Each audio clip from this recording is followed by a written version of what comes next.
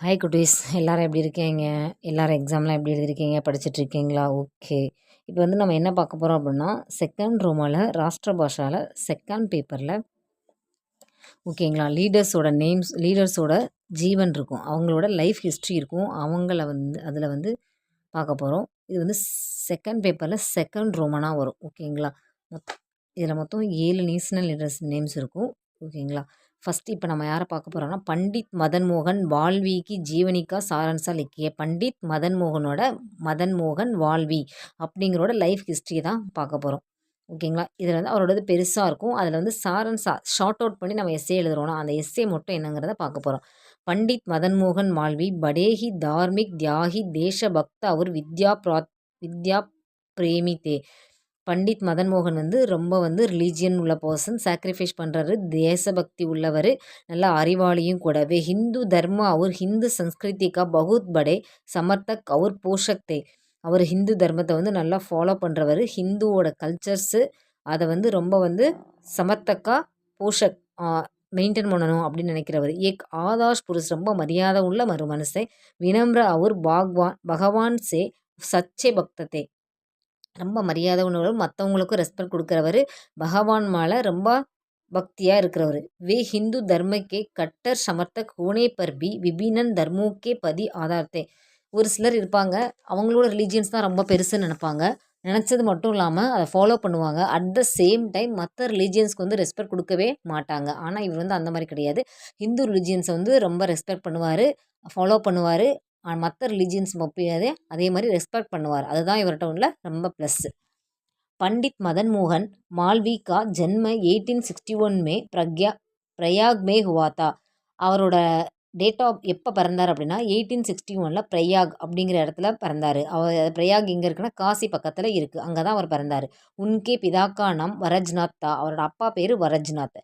संस्कृत के एक ஆதக் வித்வான் அவர் ஏக் தார்மிக் வியக்தி தே. அவரும் வந்து கல்ச்சரை வந்து ஃபாலோ பண்ணுறவர், நல்ல பிரில்லியன்ட். அவரும் வந்து தார்மிக் ரிலிஜியன் மேலே ரொம்ப பக்தியாக உள்ள ஒரு பீப்புள் தான். माल विजयी बचपन से ही बड़े नटखट प्रकृति के थे. वे जब 15 वर्ष के साथ तभी उनका विवाह हो गया था.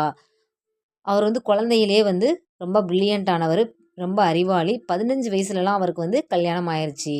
இப்போ தான் வந்து லேட்டாலாம் பண்ணுறோம். முன்னாடியெல்லாம் குழந்தை திருமணம்லாம் நீங்கள் படிச்சிருப்பீங்க.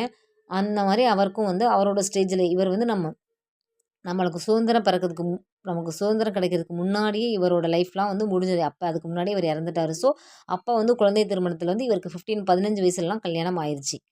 சன்ஸ்கிருத் கே அध्ययन के पश्चात உன்கே அங்கிரேஜி பட்னேக்கா ஷவுக்குவா. அவர் வந்து சன்ஸ்கிரித் வந்து படித்து முடிச்சிருப்பார். படித்து முடித்ததுக்கு அப்புறமும் அவர் வந்து இங்கிலீஷ் படிக்கணும் அப்படிங்கிறது வந்து ரொம்ப ஆசைப்படுவார். இங்கிலீஷ் வந்து அவருக்கு ரொம்ப பிடிச்சிருக்கும். லேக்கின் இஸ்கேலியே அபேக்ஷித் தன் ஸ்வீதா நகித்தி. ஆனால் அவருக்கு வந்து பணம் இல்லாத காரணத்தினால அவரால் வந்து இங்கிலீஷ் வந்து அவரால் கற்றுக்க முடியலை.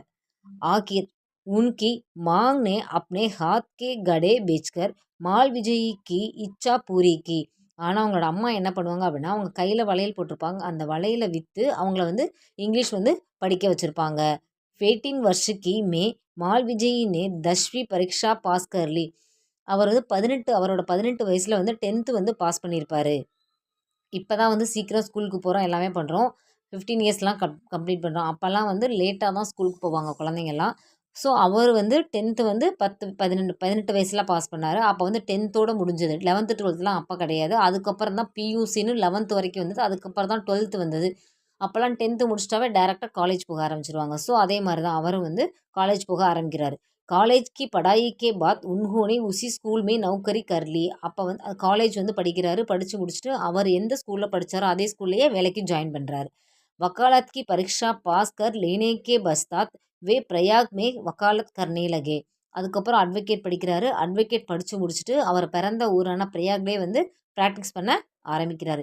युवा अवश्य से ही उनमें समाज सेवा और जन सेवा की भावना जागृत हुई थी. அவஸ்தானா அந்த யங் ஏஜ்லேயே வந்து அவர் என்ன நினைப்பார் அப்படின்னா, சமுதாயத்துக்கு சேவை செய்யணும், மக்களுக்கு சேவை செய்யணும் அப்படிங்கிற தாட் வந்து அவர் மைண்டில் வந்து நல்லா இருந்திருக்கும். அவர் சர்க்காரி நௌக்கரி கர்த்தே ஹுயி உன்ஹோனே தேசா சேவா கா விரத் லே லியா. கவர்மெண்ட் வேலை அவர் பார்த்துக்கிட்டே கூட அவர் வந்து என்ன உறுதிமொழி எடுப்பார் அப்படின்னா, மக்களுக்கு சேவை செய்யணும், தேசத்துக்கு சேவை செய்யணுங்கிற உறுதிமொழியை எடுத்திருப்பாரு. माल विजय का सबसे बड़ा महत्वपूर्ण और उपयोगी कार्य था काशी में हिंदू विश्वविद्यालय की स्थापना. அவரோட முயற்சினாலேயும் அவரோட எண்ணத்தினாலேயும் மட்டும்தான் காசியில் வந்து ஹிந்து விஸ்வவித்யாலயா அப்படிங்கிற ஒரு பெரிய காலேஜ் வந்து இப்போ இருக்குது. अंग्रेज द्वारा स्थापित सभी संस्थाओं में अंग्रेजी भाषा, अंग्रेजी संस्कृति और अंग्रेजी साहित्य को विशेषता महत्व दिया जाता है. ஆங்கிலேயர்கள் மூலமாக கட்டப்பட்ட இந்த கல்வி நிலையங்கள் அவங்களால நிறுவப்படுற எல்லா எஜுகேஷன் சிஸ்டம்ஸ்லையுமே அவங்களோட லாங்குவேஜும் அவங்களோட கல்ச்சர் அவங்களோட லிட்ரேச்சர்ஸ் மட்டும்தான் ஃபாலோ பண்ணுங்கிறத வந்து அவங்க தெளிவாக இருந்தாங்க. பாரதிய சன்ஸ்கிருதி அவர் சபைத்தாக்கி உபேக்ஷா கி ஜாதி தி. அந்த இடத்துல வந்து நம்மளோட இந்தியனோட கல்ச்சர்ஸும் இந்தியனோட தமிழ் மொழியும் நம்மளோட அந்த இடத்துல வந்து இல்லை, வெளியேற்றப்படுது அங்கேருந்து. மால்விஜய் நே பாரதிய சன்ஸ்கிருதிக்கு ரக்ஷா கர்னேகா கட்டின் விரத் லியா.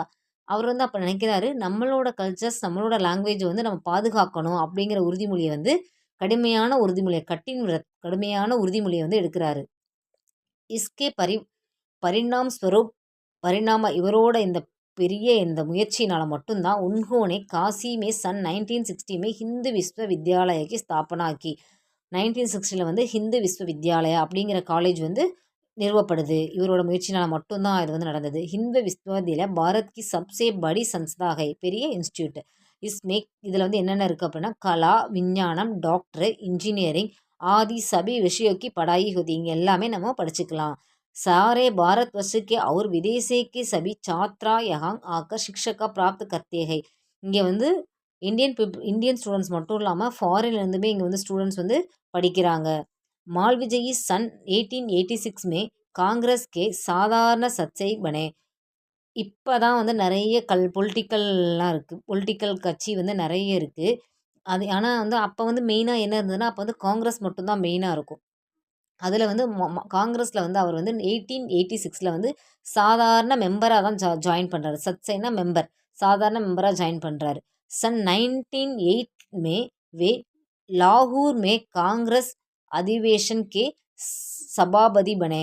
1908 வந்து லாகூரில் வந்து நின்று அவர் வந்து அதில் வந்து வின் பண்ணிடுறாரு. லாகூருங்கிற பிளேஸில் நின்று, லாகூர் கேள்விப்பட்டிருப்பீங்க நீங்கள்லாம், லாகூரில் நின்று அங்கே வந்து பிரசிடெண்ட்டாக வின் பண்ணிடுறாரு. सन 1931 में महात्मा गांधी के साथ गोल मेज कॉन्फ्रेंस में भाग लेने इंग्लैंड गए.